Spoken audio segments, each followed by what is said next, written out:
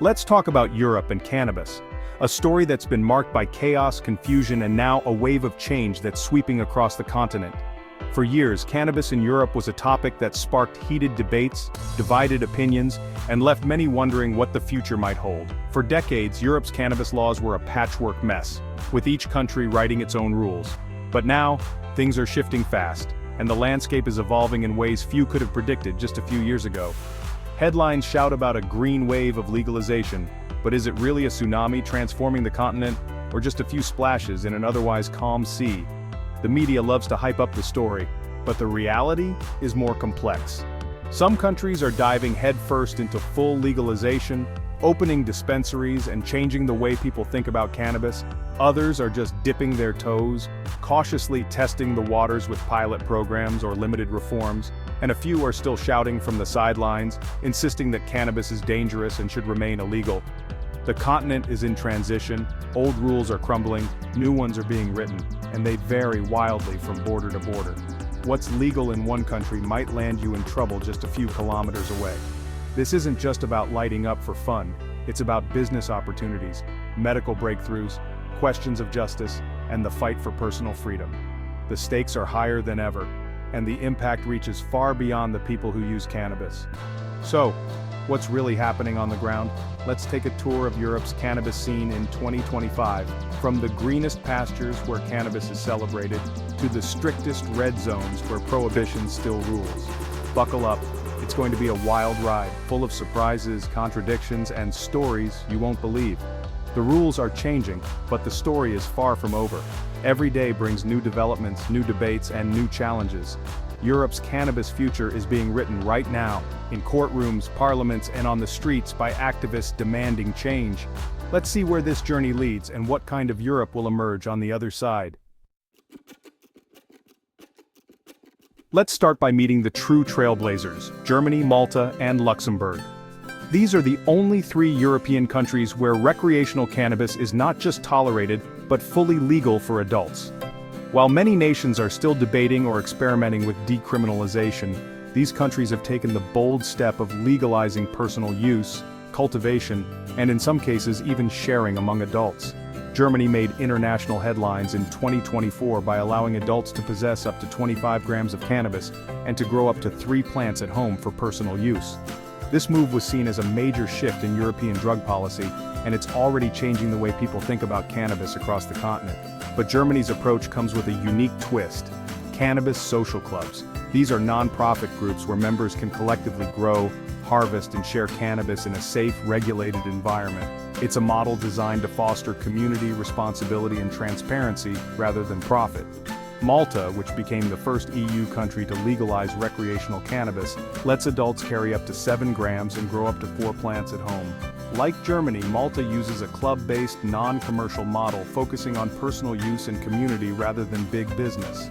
The main goal in both countries is clear: cut out the black market, protect consumers, and avoid creating a profit-driven industry that could encourage overconsumption or aggressive marketing. Luxembourg joined the movement in 2023, legalizing personal cultivation and possession. Adults can grow up to 4 plants at home, but there's a catch: they must be kept out of public view, ensuring privacy and discretion. While public possession is decriminalized in these countries, public consumption is still strictly banned. The idea is to respect public spaces and minimize exposure, especially to children and non-users. A state-controlled sales system is in the works, but as of now, it's not yet up and running. Lawmakers are taking their time to design a system that prioritizes safety and public health.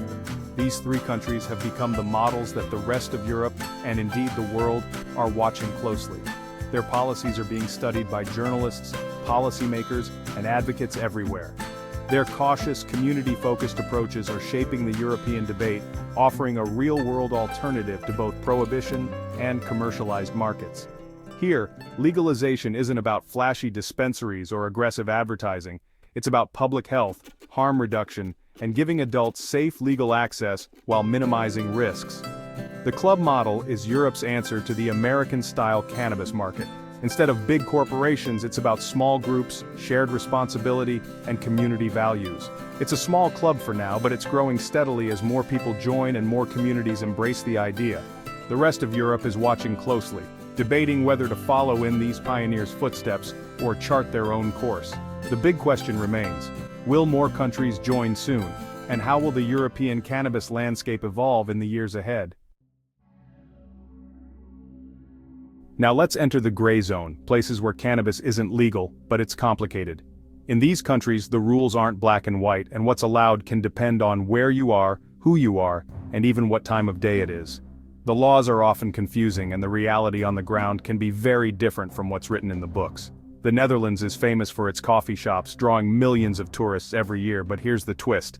Cannabis isn't actually legal.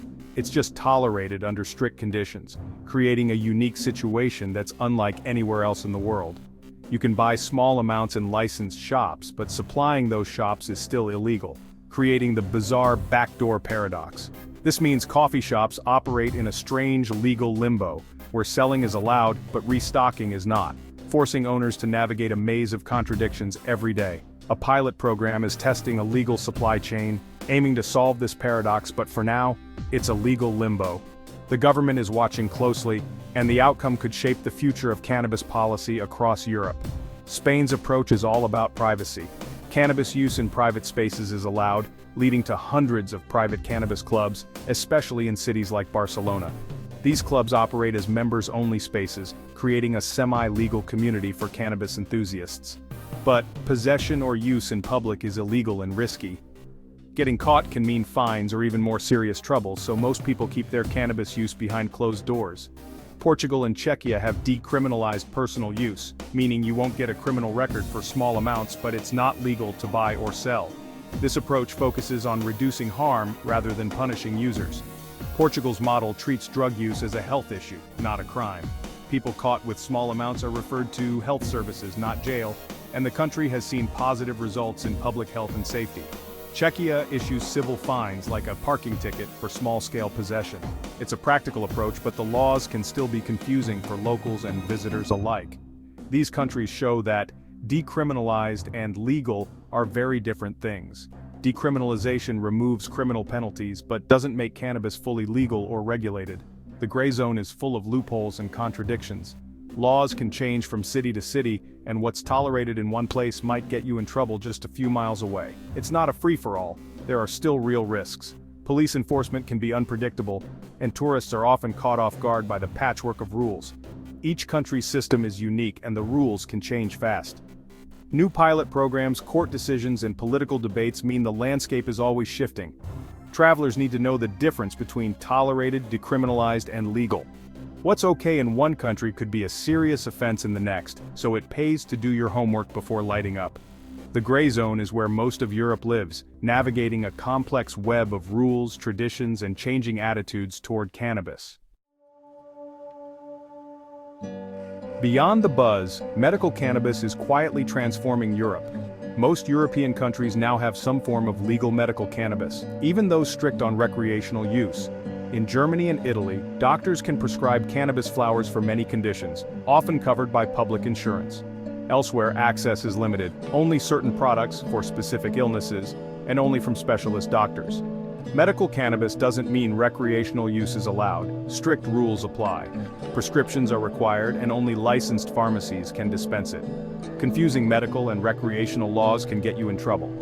The rise of medical programs is changing attitudes and reducing stigma. As more patients benefit, the push for broader legalization grows. Medical cannabis is the quiet engine behind Europe's green shift. Not all of Europe is going green. Some countries are doubling down on prohibition. In Hungary, Slovakia, and much of the Balkans, cannabis remains highly illegal, with harsh penalties for even small amounts. There's no distinction between personal use and trafficking. Zero tolerance is the rule. Sweden and France also enforce strict laws, with Sweden even prosecuting for THC in your system, regardless of where you consumed it. Travelers beware, penalties can include heavy fines and prison. Don't assume all of Europe is relaxed about cannabis. Laws change dramatically from one border to the next. Ignorance is no defense. Do your homework before you travel. The green wave hasn't reached everywhere, and the risks are real. Time for some numbers, because data tells the real story. Over 22 million Europeans used cannabis last year, making it the continent's most popular illicit drug. The legal market could be worth over €3 billion annually by 2027. That's billions in potential tax revenue for public services. Medical cannabis is booming, with hundreds of thousands of patients in Germany alone. The industry is creating jobs and driving research across Europe. High use in countries with strict laws shows prohibition doesn't work. It just fuels the black market. These numbers are driving the push for reform. The evidence is clear. The old system failed. Legalization is becoming an economic and public health necessity. Politicians can't ignore the data forever. The numbers don't lie. So, what's next for Europe's cannabis future? Switzerland is piloting legal recreational sales in cities like Zurich. Results could influence the whole continent. Czechia is working on a fully regulated market, aiming to be the first in Eastern Europe to legalize. But EU law and international treaties make legalization tricky. Countries must find creative legal justifications. Most will likely expand medical programs or run pilot projects before full legalization. The process is slow, cautious, and full of legal hurdles. Expect more pilot programs and gradual reforms, not a sudden wave.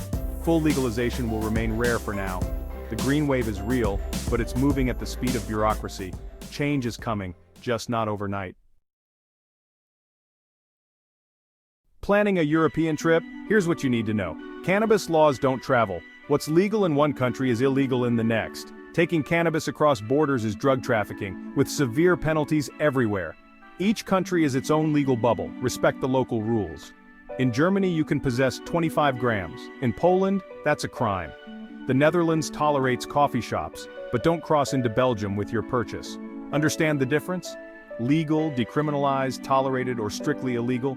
Decriminalized doesn't mean you can smoke in public, it just means lighter penalties. Never drive under the influence. Every country has strict laws and roadside tests. THC can stay in your system for days, so you could be charged even after the effects wear off. Penalties include fines, license loss, and jail. When it comes to cannabis and cars, just don't risk it. Know the rules before you go. Stay safe, stay smart. So what's the verdict? Europe in 2025 is a patchwork of cannabis laws, some green, some gray, some bright red. 3 countries have fully legalized, dozens have medical programs, and the conversation has shifted from if to how. Progress is real, but so are the challenges. Conservative attitudes, complex treaties, and wildly different laws from one border to the next. For travelers and locals alike, confusion and risk are part of the landscape. The green wave is moving but slowly. Will the rest of Europe follow the pioneers or remain divided? Economic and social benefits are hard to ignore, but legal and cultural barriers remain. Europe's cannabis future is still being written. The only certainty? Change is coming, one country at a time. Stay tuned, the story isn't over yet.